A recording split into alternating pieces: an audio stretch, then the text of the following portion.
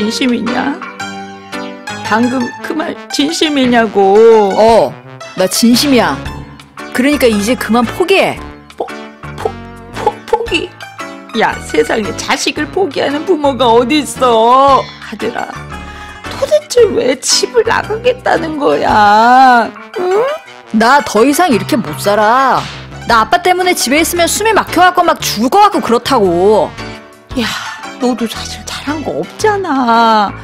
아직 고등학생이 마음대로 집에 안 들어오고 아빠도 화나실만 하잖니. 아빠가 화내는 게 뭐 이번 분이야?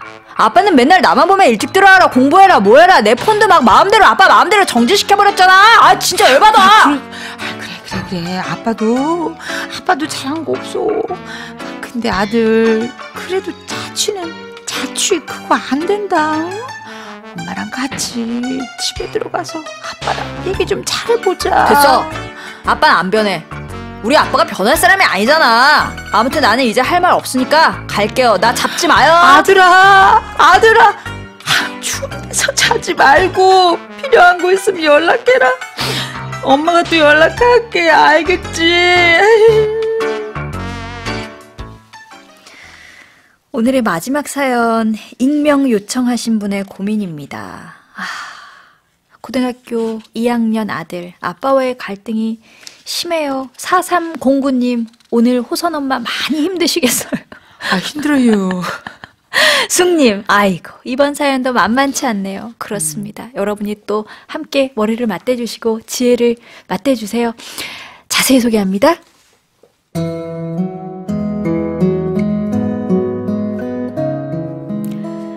고등학교 2학년 아들을 둔 엄마예요. 저희 아이는 작년 남편과의 마찰로 2번을 가출했습니다. 남편은 그 일로 아들의 휴대폰을 정지시킨 후에 공부를 열심히 하고 집에 일찍 들어오게 되면 다시 휴대폰을 개통시켜 주겠다고 했습니다. 그 후로 아들과 몇 달간 통화도 못하고 연락이 필요할 땐 인터넷 SNS로 소통하면서 지냈어요. 이후에 아들이 앞으로 잘하겠다고 말을 해서 남편이 다시 휴대폰을 개통시켜 줬습니다. 그런데 며칠 전 또다시 문제가 생겼어요. 아들이 친구를 데리고 집에 와서 같이 자겠다 했는데 남편이 중간고사가 끝나기 전까지는 친구를 데려와서도 안 되고 공부만 열심히 하라고 한 겁니다. 아들은 친구를 데리고 아는 형 집에 갔습니다. 그날 밤 아들은 집에 들어오지 않았고 자퇴 후 아르바이트를 하며 혼자 살고 싶다 문자를 보냈습니다. 다음날 아들을 만나 대화를 해보니까 아버지 때문에 집에 들어가기가 싫다고 하더라고요. 집에만 가면 숨이 막히고 죽을 것 같대요. 그래서 자취를 하면 안 되겠냐고 물어봤습니다. 아버지는 매번 자기 말을 안 들어주고 본인이 하고 싶은 대로만 해서 싫다고 하더군요. 뭐 아이도 생활을 썩 잘하는 편은 아닙니다. 집에도 늦게 들어오고 밤에는 폰을 거실에 두고 방에서 자라는 남편의 말도 곧잘 어기고요. 외박도 몇 번이나 했고요. 지금도 그날부터 집 밖에서 지내고 있습니다. 남편은 아이가 해달라는 걸 제가 다 해줘서 제가 아이를 망쳐놨다 말해요. 인정합니다. 아이 잘 키우지 못한 거요. 담임선생님께선 자취와 좌퇴는 안 될 것 같으니 아이를 설득해보라고 하시네요. 제가 중간에서 어떻게 하면 좋을까요? 남편이 시키는 대로 아이폰을 다시 정지한 후에 아이가 집에 들어올 때까지 기다려야 할까요? 아이는 이미 아버지에 대한 마음을 닫아버렸는데 말이죠. 자, 이번에도 아이가 자퇴 그리고 자취를 원하고 있습니다. 아휴, 이거 어떻게 해야 돼요? 아이는 독립을 원하는 거죠. 예. 그리고 간섭이 싫다라는 이야기인 건데 보니까 아버지는 꽤 꼼꼼하고 그리고 꽤 완고하신 것 같긴 해요. 그런 것 같아요. 예. 그리고 엄마는 그에 비해서 훨씬 더 포용적인 분이신 것 같고 아버지 말을 전혀 아버지가 본인 하고 싶은 대로 한다. 그래서 싫다. 이렇게 이야기하는 아버지의 아들도 아버지와 대단히 유사하게 고집도 세고 그다음에 본인의 방식대로 삶을 유지해 가고 있거든요. 지금도 보니까 지금 좀 걱정이 되는 게 그날부터 집 밖에서 지내고 있대요. 어떡하면 좋아요. 아이가 지금 가출 상태인 거죠. 네, 네. 집에서 나가서 외부에서 먹고 자고 있는데 네. 이 세상에 밖에 나가서 먹고 잘 때 공짜는 없어요. 그렇다면 이 아이는 누구와 함께 있을까? 무엇을 하며 있을까? 지금 그럼 학교도 나가지 않을 가능성이 대단히 높은데 그렇다면 이 친구가 지금 머물고 함께하고 있는 친구들도 학교 밖 청소년일 가능성이 대단히 높을 텐데 그렇다면 이 부분에 대해서 아빠는 어떻게 생각하고 있을까? 지금 집안 아빠도 엄마도 이 아들도 자유로운 사람이 아무도 없고요. 굉장히 다들 초미의 스트레스 상태, 아주 극의 스트레스 상태에서 관계만 간신히 유지하고 있는 상태라 이 사례는 대단히 심각하다고 봐야죠. 그러면 일단은 지금 바깥 생활을 하고 있는 아들을 집 안으로 들어오게 하는 게 우선일까요? 저는 그렇다고 봐요. 이게 왜냐하면 어른들이 생각하는 것처럼 그냥 친구네 집에서 자는 수준으로 끝나지 않을 수가 있습니다. 이를테면 언제까지 그 형 집에서 먹고 자겠어요. 그렇다 보면 이제 장소를 거처를 옮겨야 될 때가 있고 그리고 그 형이 누군지 알고 계신지 모르겠어요. 그러게 말이에요. 예를 들어서 우리가 학교 밖 청소년이라고 다 나쁜 친구들은 아니에요. 그러나 보통 우리가 이렇게 학교를 가지 않고 다른 집에 가서 잘 때에는 그 잘 수 있는 형이 누구인지는 좀 알아야 되거든요. 근데 그 형이 어떤 형인지에 따라 가지고 이 친구, 내 아들의 미래가 움직이기도 해요. 그렇기 때문에 제가 볼 때는 일단 이 가출은 멈추는 게 낫고요. 네. 그래도 친구를 데려와서 우리 집에서 사는 게 낫지 내 아들이 밖에 나가서 다른 집에서 산다는 건 그만큼 걱정 요소가 더 많은 거거든요. 네. 그래서 일단은 아들이 집에 들어오는 게 저는 먼저라고 생각하는데 지금 아들이 조건을 걸고 있잖아요. 아빠가 원하는 대로는 다 못하겠다. 그렇다면 이제 아빠의 의견도 좀 물어봐야 될 것 같은데 지금 이 엄마가 제가 볼 땐 정말 걱정이 되는 상태예요. 남편은 엄격한데 이 아들의 일탈에 관련해서 모든 책임을 다 엄마에게 돌리고 있고 예. 아빠 스스로에게는 문제가 없고 옳다라는 그 방침을 유지하고 계시기 때문에 엄마가 가지고 있는 이 상황이 굉장히 난처하지 않나 싶습니다. 지금 이제 말하자면 이 키가 아빠한테 있다고 말을 해야 되는 건가요? 그러니까 아빠는 어떤 틈도 없어 보이세요. 전혀 아이에게 어떤 공간을 내어줄 것 같지 않으시거든요. 근데 이제 이 아이가 지금은 이제 가출 상태 인 것만으로도 사실 우리한테는 굉장히 큰 사건인데 예. 이게 벌써 몇 번 반복된 일이고 그 사이에 아마 어떤 외부에서 아주 정말 걱정이 될 만한 상황은 없었던 것 같아요. 그냥 제가 볼 때는 이 아들은 아버지와 만나지 않는 게 목적인 것 같고 근데 또 그게 또 빌미가 돼서 바깥 생활이 또 나름 재밌기도 하거든요. 자, 이런 것들을 즐기는 것 같고 아버지는 생각이나 방향을 돌이킬 생각은 전혀 없으신 것 같은데 예.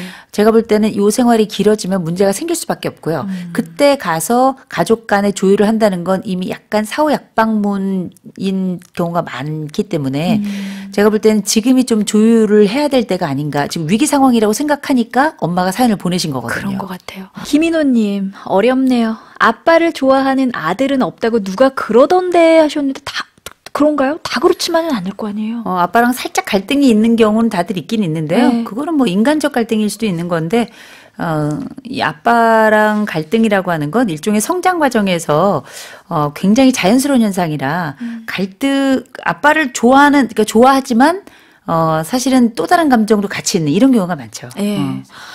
자, 이제 이 힘든 엄마를 좀 도와주셔야 될 것 같아요. 어디서부터 손을 대야 될까요? 일단은 엄마께 좀 말씀드릴 게 예. 물론 자식이 마음대로 안 돼요. 뭐 잘 아시는 것처럼 이 세상에 자식이 마음대로 될 것 같으면 우리가 인류 역사가 이렇게 컸겠습니까? 다른 방식으로 흘러갔겠죠. 인류의 역사는 순종의 역사가 아니라 반역의 역사거든요. 그래서 이런 발칙함이 어쩌면 우리 인간에 있어서는 당연한 거다. 먼저 이렇게 좀 말도 안 되는 위로를 좀 드리고요. 예. 또 한 가지 말씀을 드리자면 지금 제일 중요한 거는 뭐 내가 아이를 잘 키웠습니다. 잘못했습니다. 이게 중요한 게 아니고요. 아이가 안전해야 돼요. 아이가 17살이면 등치도 엄마보다 훨씬 클 거고 뭐 당연히 힘도 세겠지만 그래도 아직 정서적으로나 정신적으로 최성장한 것도 아니고요. 무엇보다 그 시기 집 밖 학교 밖에 장기적으로 있다는 얘기는 우리가 흔히 말하는 사회적인 이슈의 중심에 있을 가능성도 굉장히 높은 거예요. 그래서 뭐 막상 애가 지금 집 나간 지가 얼마나 된지 모르겠는데 바깥 생활이 길어지면 길어질수록 거기에서 생활이 익숙해지고 네. 집에 들어올 가능성은 낮아지는 거거든요. 그럼 뭐부터 해야 되는가? 어쨌든 저는 아이가 가지고 있는 안전성을 위해서라도 사회적 안전이나 개인 몸의 안전이나 또 가족의 안정을 위해서라도 아이는 지금 집에 들어와야 됩니다. 네. 집에 들어오기 위해서 뭘 해야 되는가? 아빠하고 먼저 이야기를 좀 시작하셔야죠. 근데 아빠가 워낙에 완고해요. 네. 완고하시고 좀 나쁜 표현을 하자면 네가 내 집에서 밥 먹을 거면 너 내 말 들어 이거거든요. 그러니까 이제 규칙도 보면은 고등학교 2학년 남자애가 휴대폰을 마루에다 놓고 잠을 자라? 이거는 꽤 엄격한 편이시긴 해요. 그렇군요. 예. 그래서 가족 간에 조금 새로운 그 기준과 규칙을 좀 만들고 일단 아이가 집에 들어올 수 있도록 하고 그 다음번에 조금 그 새 판에 대해서 얘기를 좀 해보는 게 어떨까 싶은데 이 엄마가 이 아빠를 움직일 수 있을지 모르겠어요. 너무 아들에게 치이고 엄마에게 치이고 있기 때문에 얼마나 힘이 있을지 모르겠지만 일단은 제가 볼 때는 있는 힘을 다 해가지고 아빠를 좀 설득을 해야 됩니다. 애 아빠를 좀 설득을 해가지고 아이가 외부 생활을 오랫동안 한다는 건 자퇴나 뭐 가출의 문제가 아니라 위험 요소가 크다는 거. 이 부분에 있어서는 우리가 미성년인 이 아이에 대해서 책임이 있고 이 부분에 대한 책임을 우리가 그냥 둔다고 해서 끝나는 게 아니라는 거. 이 부분을 조금 강조하면서 아빠가 이 아이와 함께 대화를 하는 건 둘째 문제고요. 아버지가 너와 함께해서 이러이러한 부분들은 양보하기로 했다. 그리고 들어오길 원한다. 얘기를 하셔서 들어오게 해야 돼요. 만약에 아빠가 엄마의 말을 듣지 않으신다면 지금 저희의 방송을 다시 듣기로라도 아버지께 꼭 전해드리고 이호선 교수님의 말씀을 좀 전하셔야 될 것 같아요. 네네. 네. 손지연님, 저도 사춘기 아이를 키우고 있는데 어찌 내 맘에 쏙 들기만 하겠어요. 하지만 매일 하루 중 가장 많은 시간을 보내는 집과 학교에 가기 싫다는 생각이 들면 얼마나 괴로울까요? 아이뿐 아니라 온 가족 모두요. 어머님께서 아버님을 잘 설득하셔서 큰 불은 먼저 끄고 보셨으면 좋겠습니다. 모두가 가엾네요 해주셨네요. 안타까운 그러게 일이죠. 말이에요. 양숙님이 이렇게 네. 적어주셨어요. 상담소가 아니라 무인도에 가둬두면 친해질까요? 정글의 법칙 이런 데라도 이렇게 말씀하셨는데 그러게요. 오죽했으면 그럴까 싶지만 예. 이제 우리가 이런 건 생각을 해야 돼요. 옳은 게 있어요. 아버지 말씀 틀린 거 없습니다. 옳습니다만 이 옳음도 어떤 환경 속에 있느냐에 따라서 적용이 가능하고 운영이 가능해야 이게 옳고 그 의미와 빛을 발휘할 수 있는 거거든요. 네. 근데 지금 같은 경우에는 어떤 기능도 하지 못하잖아요. 그렇다면 그렇죠. 그 옳음에 대한 융통성과 또 수위에 대한 조절 네. 이것도 필요하거든요. 요 마음을 아빠도 좀 한면은 화가 났지만 또 한면은 걱정도 굉장히 클 거예요. 이랬을 때 우려되는 여러 부분들을 아빠도 알고 계실 테니까 이 아빠의 이 엄격함을 조금 늦출 수 있을 만한 네. 한시적으로라도 네. 그래서 일단 아이를 집에 데려오는 거 집에 들어오게끔 하는 것 전 이게 너무 중요하지 않을까 싶어요. 네. 선생님께서 이제 늘 강조하시는 게 이제 집안의 어떤 새로운 규칙, 아이도 납득할 만한 규칙이라는 거 항상 이야기하시잖아요. 이 가정 같은 경우에도 아이가 이제 집에 들어왔을 때 아빠와 아이 사이의 규칙을 어느 정도로 좀 정하면 좋을까요? 제가 볼 때는 지금 뭐 아버지가 그 초등학교 고학년 정도 아이를 다루듯이 그렇게 지금 하고 계시거든요. 근데 요새 고등학교 2학년 친구들 가운데 뭐 휴대폰을 이렇게 마루에서 두고 자고 이거는 이제 착한 어린이들이 하는 거고 지금 고등학교 2학년 된 덩치가 산만한 아이들이 가지고 있는 그 규칙으로는 조금 뭐 적절할 수도 있겠지만 일단 이 집엔 맞지 않아요. 네, 네. 그러면 적어도 휴대폰에 대해서는 자유롭게 하시고 그리고 친구들 집에 가서 자는 건 좀 어렵겠지만 네가 친구들과 함께 뭐 필요하다면 집에 와서 우리 집에서 있는 건 괜찮다. 요 정도. 그리고 네네. 아빠가 좀 공부를 많이 강조하시는데 지금 애가 공부가 문제가 아니에요. 지금 아이의 그 어떤 상태나 안전이 저는 위태롭다고 생각하기 때문에 네.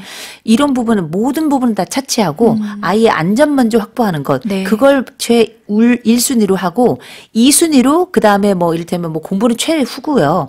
이 아이가 어떤 환경에서 누굴 만나는지에 대한 기본적인 정보를 좀 알 필요가 있는데 그거는 아이를 다그친다고 되는 것이 아니라 아이랑 좀 대화를 할 통로가 있어야 되는데 엄마가 그래도 이런 통로가 되는 것 같아요. 네. 그래서 적어도 이 친구가 사회적 일탈 혹은 정말 법적인 문제나 이런 것들이 함께 연루되거나 누군가에게 통증을 가하는 가해자가 되지 않도록 하는 거 이거 대단히 중요하기 때문에 네. 아버지의 기본적인 방침 중에 제가 볼 때는 30% 정도는 양보하고 네. 이 양보점을 아버지가 가질 수 있는지 또 가진다면 아이에게 그 부분에 대해서 이야기를 한다면 아버지가 워낙에 엄격한 분이시기 때문에 이 정도 양보를 하면 꽤나 어느 정도는 좀 수긍이 되지 않을까 싶은데 문제는 이 바깥 생활이 길어지면 길어질수록 그 조건은 전혀 먹히지 않는 조건이 될 수 있다는 거죠. 네.